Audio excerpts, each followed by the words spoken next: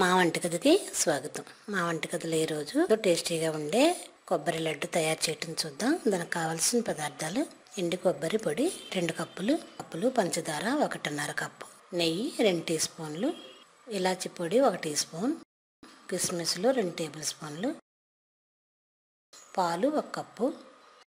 ఇప్పుడు తయారు చేయటం చూద్దాం.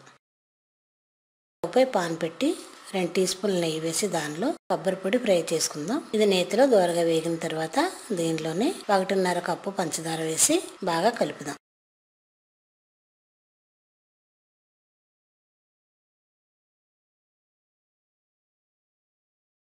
ఇప్పుడు పంచదార కూడా కరిగిన తర్వాత దీనిలో 1 కప్పు పాలు పోద్దాం. పాలు, పంచదార, కొబ్బరి పొడి బాగా కలిసి గట్టిపడుతుంది.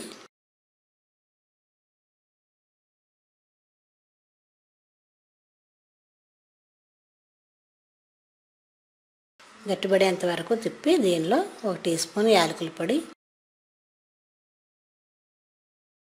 2 టీ స్పూన్లు కిస్మిస్లు కూడా వేసి బాగా కలుపుదాం.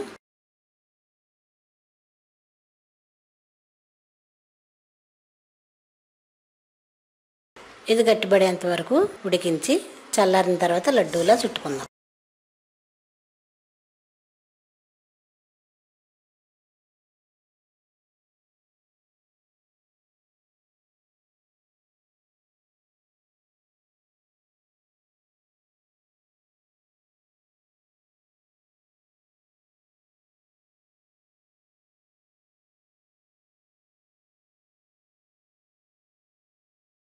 మా వంటగదిలో ఎంతో రుచిగా ఉండే కొబ్బరి పొడితో లడ్డు రెడీ.